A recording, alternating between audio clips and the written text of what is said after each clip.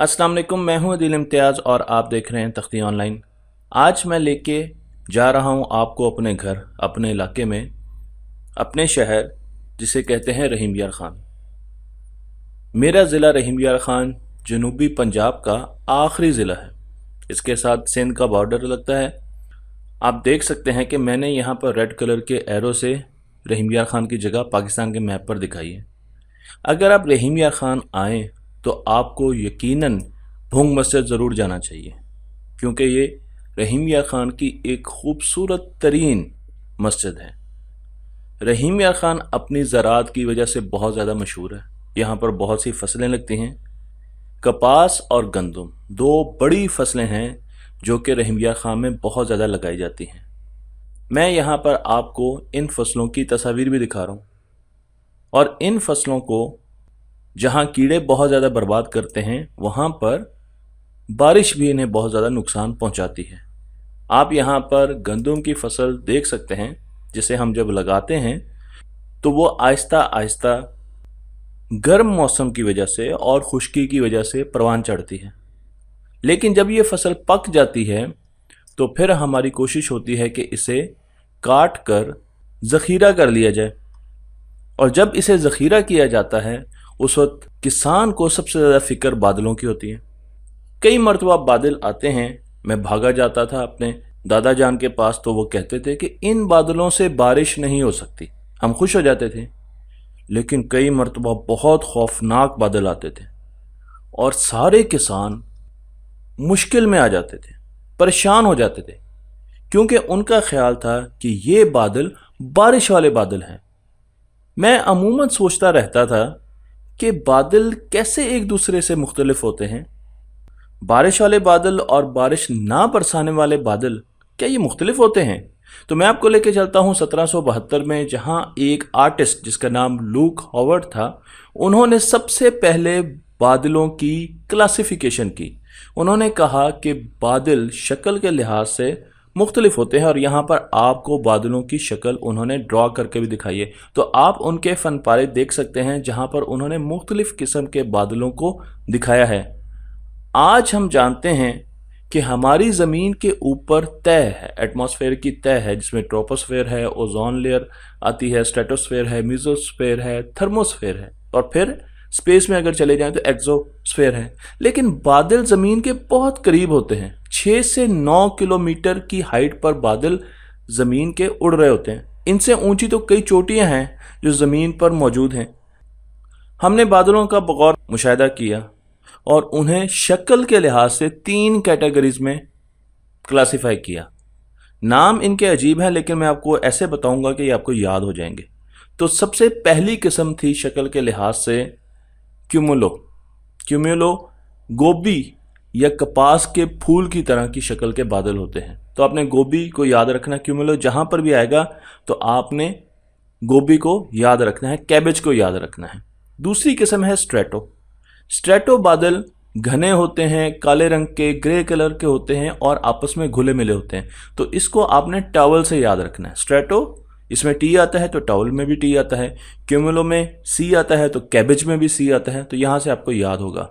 और सिरो जो हमारे पास बादल होते हैं वो एक खातून के बालों की तरह होता है। तो आप जिस तरीके से इस खातून को देख रहे हैं, इनके बाल देख रहे हैं, तो इसी तरीके से ये बादल आसमान में बालों की तरह खूबसूरती से लहराते हैं। इसलिए मुझे उम्मीद है कि ये ज़्यादा बताने की ज़रूरत नहीं होगी, ये आपको वैसे ही याद हो जाएगा। बादलों को अगर एल्टीट्यूड के साथ, हाइट के साथ क्लासिफाई किया जाए तो हम उनकी 3 क्लासिफिकेशन कर सकते हैं, हाई, मीडियम और लो। हाई को मैं आइकन से दिखाऊंगा, पहाड़ी के आइकन से। मीडियम को बिल्डिंग के आइकन से दिखाऊंगा। और जहां पर बादल होंगे जो बहुत ज़्यादा पास होंगे, हमारे लो एल्टीट्यूड पे होंगे, उनको एक ब्रिज के साथ दिखाया जाएगा। इनके नाम भी बता देता हूं कि अगर बहुत ज़्यादा हाई एल्टीट्यूड के बादल होंगे तो उनसे पहले सिरो आएगा। अगर मीडियम एल्टीट्यूड के बादल होंगे तो उनके पहले आल्टो आएगा, और अगर नीचे बादल होंगे तो उनसे पहले कोई प्रीफिक्स नहीं आएगा। तो 2 प्रीफिक्स हैं, सिरो और आल्टो। 10 किस्म के बादल होते हैं। 10 के इस नंबर से आपको याद रहेगा। तो सबसे पहले पहली किस्म को डिस्कस करते हैं, जिसे कहा जाता है क्यूमुलस।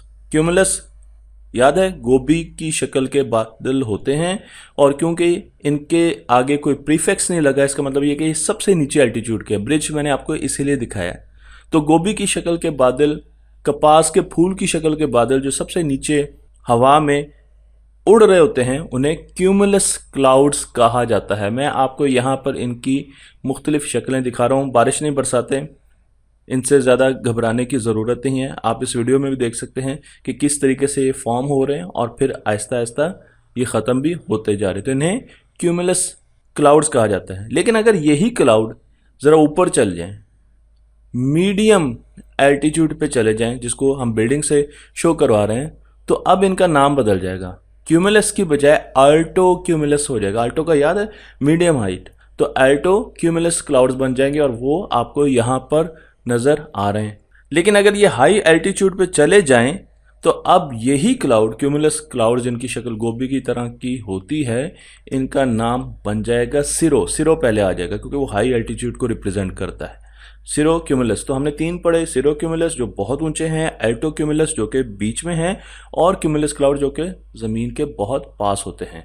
अब चलते हैं दूसरी तरफ और क्लाउड्स की तरफ जिनको स्ट्रेटस क्लाउड्स कहा जाता है। मैंने आपको बताया था कि स्ट्रेटस का मतलब ये है कि जो टॉवल की तरह ग्रे कलर के होते हैं, घुले मिले होते हैं, लेकिन क्योंकि इनसे पहले कोई लफ्ज़ ना अल्टो यूज़ हो रहा है ना सिरो यूज़ हो रहा है, तो इसका मतलब ये कि ये सबसे नीचे वाले बादल हैं। इनका एल्टीट्यूड बहुत लो है, ज़मीन के बिल्कुल पास है। लेकिन अगर अल्टो स्ट्रेटस होंगे तो वो ज़मीन से दूर होंगे, मीडियम एल्टीट्यूड पे होंगे, और वो आपको यहाँ पर बिल्डिंग का आइकॉन भी बता रहा है। इसी तरीके से अगर हम सिरो स्ट्रेटस की बात करेंगे तो ये क्लाउड आप देख सकते हैं कि बहुत ज़्यादा हाइट पर होंगे। अब हम आते हैं और एक किस्म के क्लाउड्स की तरफ जो कि बहुत ख़तरनाक क्लाउड साबित हो सकते हैं। इन्हें कहा जाता है क्यूमुलोनिम्बस क्लाउड्स।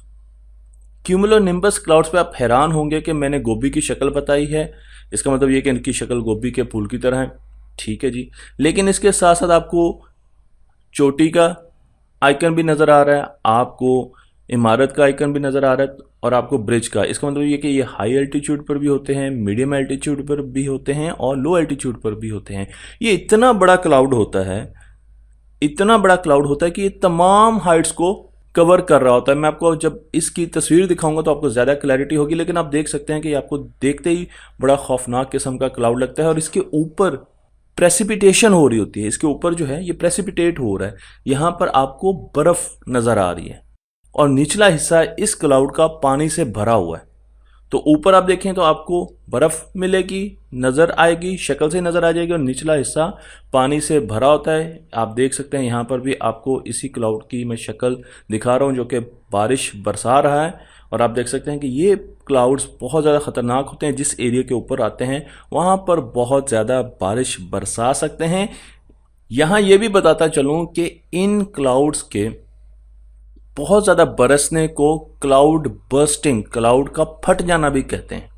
और कई मरतबा आपने खबरें सुनी होंगी कि पूरा का पूरा देहात बारिश बहा कर ले गई। वो अमूमन यही क्लाउड्स होते हैं जो कि जब बर्स्ट करते हैं, बहुत ज़्यादा बारिश बरसाते हैं, तो सैलाब आ जाता है। ये सैलाब दरिया का सैलाब नहीं है, ये समंदर का सैलाब नहीं है, ये बादल का सैलाब है, और पूरे के पूरे गाँव को, देहातों को बहा कर ले जाता है क्लाउड बर्स्ट।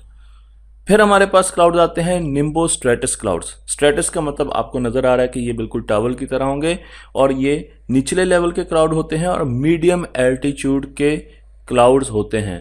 आप यहाँ पर निम्बो स्ट्रेटस क्लाउड्स देख रहे हैं। सिरस क्लाउड्स, ये तो यकीनन आपको भूले नहीं होंगे क्योंकि यहाँ पर आपको आंटी भी नज़र आ रही हैं। तो इनके बालों की तरह की शक्ल के क्लाउड्स होते हैं। बहुत ज़्यादा घने क्लाउड्स नहीं होते हैं, बारिश नहीं बरसाते, लेकिन इनका एल्टीट्यूड काफ़ी ज़्यादा होता है।